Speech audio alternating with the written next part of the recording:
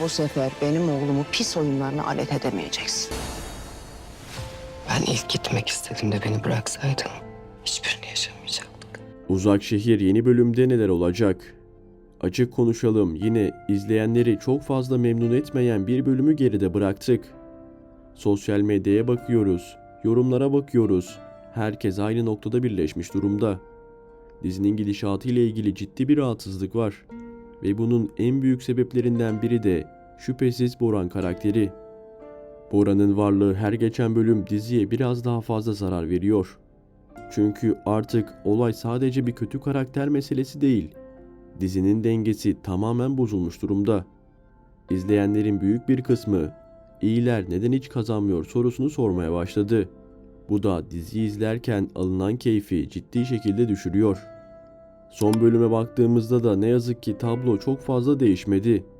Yine kötü karakterlerin ön planda olduğu, yine onların planlarının işlediği, yine Bora'nın bir şekilde dizinin merkezinde olduğu bir bölüm izledik. Neredeyse bölüm boyunca sanki kötüler kazanıyormuş gibi ilerleyen bir konu akışı vardı. Ve bu da seyirciyi iyice karamsar bir noktaya sürükledi.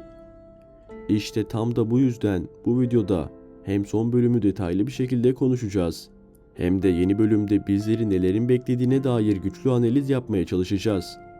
Çünkü artık herkes şunu merak ediyor. Bu gidişat devam edecek mi, yoksa bir kırılma mı yaşayacağız? Ama videomuza başlamadan önce küçük bir yoklama yapalım. Şu Bulgarlar gelsin de artık Boran'ı alıp götürsünler diyenler videomuzu beğensin, sayımızı görelim. O zaman hiç vakit kaybetmeden Uzak Şehir'in yeni bölümünde neler olacak sorusunun cevabını birlikte aramaya başlayalım. Alya Boran'la gitmeyi kabul etmedi ve Cihan'ın olaya son anda müdahale etmesiyle ne Alya ne de Deniz Midyat'tan ayrılmadı. Bu gelişme aslında dizinin kırılma noktalarından biri oldu. Çünkü Bora'nın bütün planları tam da burada çöktü. Alya'yı alıp gitmek, oyunu kendi lehine çevirmek istiyordu. Ama bir kez daha duvara tosladı. Ve bu durum Boran'ı olduğu kadar Sadakat'i de fazlasıyla sinirlendirecek. Boran artık annesinden beklediği desteği göremediğini düşünecek. Sadakat'in onu korumak adına frenlemesi, Boran'ın gözünde bir zayıflık gibi algılanacak. İşte tam da bu noktada Boran, yeni ve çok daha tehlikeli bir hamle yapmaya hazırlanacak. Babası Ecmel'in tarafına geçmek. Boran ve Ecmel'in aynı safta buluşması, dizimizdeki dengeleri ciddi şekilde sarsacak. Bu ikili haddinden fazla ileri gidecek ve kuracakları planlar izleyiciyi adeta şaşkına çevirecek.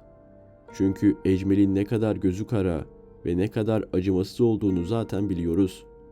Boran da artık kaybedecek bir şey kalmamış bir karakter psikolojisine girdiği için bu ortaklık çok daha yıkıcı bir hale gelecek. Tabii bu ittifak Sadakat tarafından kesinlikle desteklenmeyecek. Sadakat Ecmel'e karşı her zaman sert bir duruş sergiliyor ve oğlunu bir kez daha onun etkisine kaptırmak istemiyor. Bu yüzden elinden geleni yaparak Boran'ı Ecmel'den uzak tutmaya çalışacak. Ancak Boran üst üste yaşadığı kayıpların verdiği hırs ve kazanma arzusuyla annesinin sözünü dinlemeyecek. Kontrolünü tamamen kaybetmiş bir ruh haliyle babasının tarafına geçecek. Ve bu da dizide yeni, karanlık bir dönemin kapısını aralayacak. Ben şahsen Boran karakterinin diziyi fazlasıyla ve gereksiz yere meşgul ettiğini düşünsem de görünen o ki bir süre daha bu rahatsızlık devam edecek. Ama insan yine de içinden geçirmeden edemiyor. Keşke önümüzdeki bölüm Bulgarlar gelip Boran'ı alıp götürse de biz de rahat bir nefes alsak. Çiftimizin tarafındaysa nihayet yüzümüzü güldürecek bazı gelişmelere şahit olacağız. Konakta problemler, entrikalar ve gerilimler hiç bitmeyecek gibi görünse de Alya ve Cihan'ın birlikte vakit geçirmesi, aralarındaki bağın giderek güçlenmesi ve o sıcak aile bağının yavaş yavaş yeniden oluşması yeni bölümde izleyiciyi ayakta tutan neredeyse tek olumlu gelişme olacak. Cihan Alya'ya olan hislerini bu bölümde çok daha net ve kararlı bir şekilde ortaya koyacak. Öyle ki her şeyden, hatta kendisinden bile vazgeçebileceğini ama Alya'dan asla vazgeçemeyeceğini, onu bırakmayacağını defalarca dile getirecek. Bu sözler sadece Alya'yı değil, ekran başındaki izleyicileri de etkileyecek. Çünkü bu aşk artık geçici bir duygu değil, bedel ödemeye hazır bir bağlılığa dönüşmüş durumda. Ancak Cihan'ın işi sadece Alya'yı sevmekle bitmeyecek. Bir yandan da sadakatle uğraşmak zorunda kalacak. Annesinin çevirdiği planları, yaptığı gizli hamleleri öğrendikçe Cihan bu kez geri adım atmayacak ve ona karşı çok daha sert bir duruş sergileyecek. Artık Cihan kim olursa olsun Alya'yı tehdit eden herkesin karşısında durmaya kararlı. Fakat Cihan'ın karşısındaki düşman artık eskisinden çok daha güçlü. Boran ve Ecmel cephesi giderek sertleşirken Cihan'ın da kendi elini kuvvetlendirmesi şart. İşte bu noktada devreye Boran'ın geçmişi girecek. Cihan Boran hakkında yeni ve kritik bilgiler öğrenmeye başlayacak. Ne kadar çok araştırırsa Boran'dan kurtulma ihtimali de o kadar artacak. Çünkü Boran'ın geçmişi göründüğü kadar temiz değil. Arkasında sakladığı karanlık dosyalar, eski bağlantılar ve pis işler var.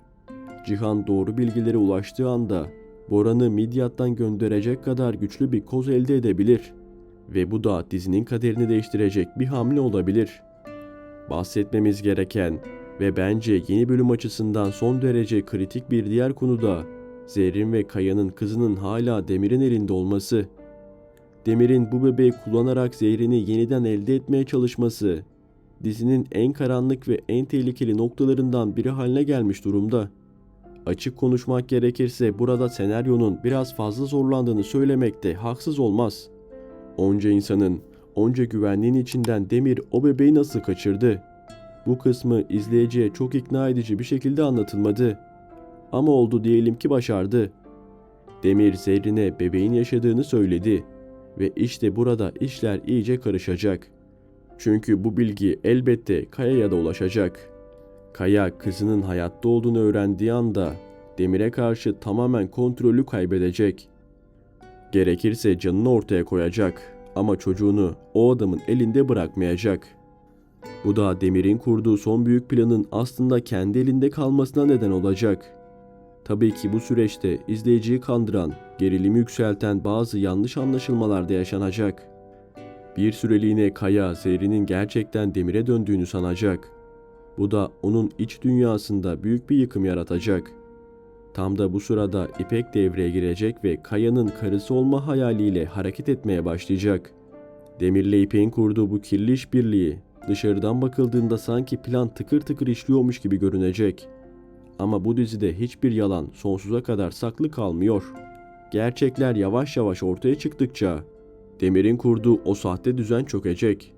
Zerrin'in zorla tutulduğu, bebeğin bir tehdit unsuru olarak kullanıldığı gün yüzüne çıkacak. Artık izleyici olarak hepimiz aynı şeyi bekliyoruz. Kaya'nın kızına kavuşma anını.